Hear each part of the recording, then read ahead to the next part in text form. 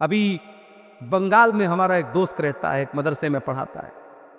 بنگال میں ممتا بنرجی جو ہے وہ امام کو بھی کچھ سیلری دیتی ہے، بیچارہ اپنے محلے کی مسجد میں امامت بھی کراتا ہے، مدرسے میں بھی پڑھاتا ہے۔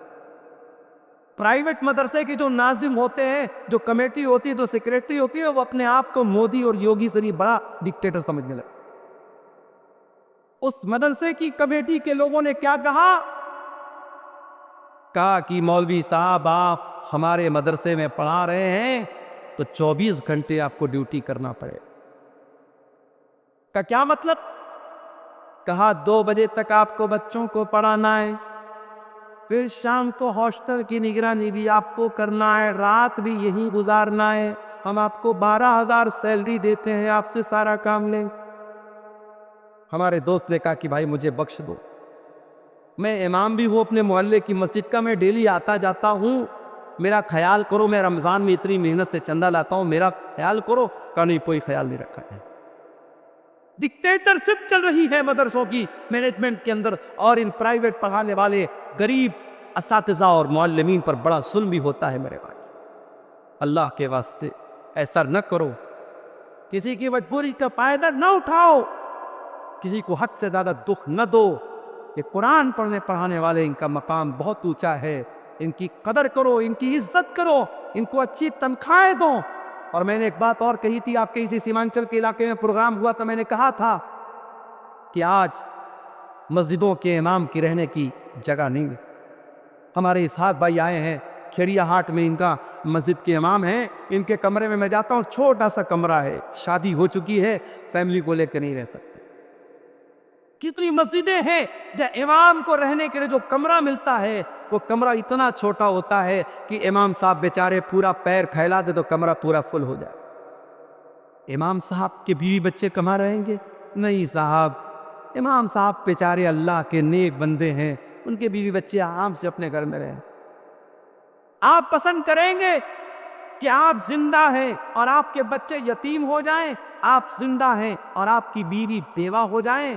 اور مجھے کہنے دیجئے کہ آج بہت سارے مدرسوں سے جو کانڈ ہوتے ہیں، جو واقعات ہوتے ہیں بدفعلی کے اور حرام کاموں کے، اس کی بہت بڑی وجہ یہ ہے کہ آج بہت سارے مدرسوں کے ٹیچروں کو فیملی سے دور رکھا جاتا ہے۔ میرا بس چلے تو ہر مدرسے میں یہ قانون لگا دوں کہ جتنے بھی ٹیچر رہیں گے فیملی کے ساتھ رہیں گے، بیوی بچوں کے ساتھ رہیں گے، ان کے بیوی بچوں کے ساتھ ان کا انتظام کیا جائے، ورنہ ان مدرسوں کو بند کر دیا جائے۔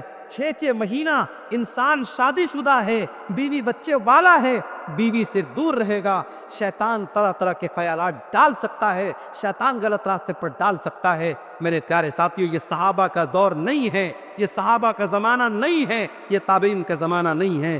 اپنی مسجدوں کے امام کو اگر گندگی سے بچانا چاہتے ہو، اپنے مدرسے کے ٹیچروں کو غلط کام سے بچانا چاہتے ہو، تو ان کو فیملی کوارٹر کا بھی انتظام کرو۔ آج اگر آپ کی کمائی اپنے لیے ہے، اگر آپ اپنے گھر کے لیے، اپنے بچوں کے لیے بہترین گھر بناتے ہو، تو مدرسے میں پڑھانے والے ٹیچروں کے لیے بھی آپ کو فیملی کوارٹر کا انتظام کرنا چاہیے۔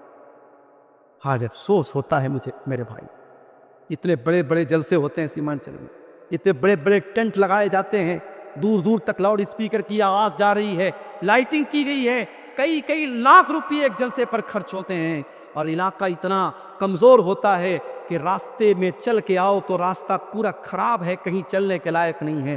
اس کے باوجود اتنے خرچے کر کے مدرسے کا جلسہ ہوتا ہے، لیکن جب آخر میں حساب ہوتا ہے، مولوی صاحب چندہ بہت کم ہوا ہے، یہ رونا عام طور سے رویا جاتا ہے۔ ایسا کیوں ہو رہا ہے میرے بھائیو؟ اس پر ہمیں اور آپ کو غور کرنے کی ضرورت۔ اگر ان جلسوں کے چندے سے مدرسے نہیں چل پا رہے ہیں تو پھر کوئی دوسرا سسٹم نکالو، آپ جلسہ مت کراؤ۔ آپ سال میں پورے سیمانچل میں اگر 100 جلسے ہوتے ہیں، 100 نہ ہو 10 جلسے ہوں، 10 جلسے ہوں، اور 10 جلسے جو ہوں تبلیغی جلسے ہوں، دین پھیلانے کے لیے ہوں، کوئی میلہ ٹھیلا نہ لگے، کوئی لڑکیوں کا بازار میں ان کی بھیڑ نہ لگے، کوئی بے پردگی نہ ہو، قاعدے سے شریعت اور قاعدے اور قانون کے حساب سے پروگرام ہو، اور مدرسے کا چندہ آپ پرائیویٹ طور پر، انڈیویزول طور پر آپ دیں، تو انشاءاللہ بہت حالات کی اصلاح ہو سکتی ہے۔ مگر مسئلہ وہی ہے، ہم سے جب کوئی پوچھتا ہے سیمانچل کا کیا حال ہے، زبان پر وہی لائن آتی ہے، وہی ہے چال بے ڈنگی جو پہلے تھی وہ اب بھی ہے۔ وہی ہے چال بے ڈنگی جو پہلے تھی وہ اب بھی ہے. دنیا کہاں سے کہاں پہنچ گئی, سیمانچل کا علاقہ آج وہیں کا وہی ہے. جہالت ویسی ہی ہے, غربت ویسی ہی ہے, دین سے دوری ویسی ہی ہے, بے پردگی دن بدن بڑھ رہی ہے, نوجوانوں میں شراب اور نشے کا رجحان بڑھ رہا ہے. میرے پیارے ساتھیوں, آؤ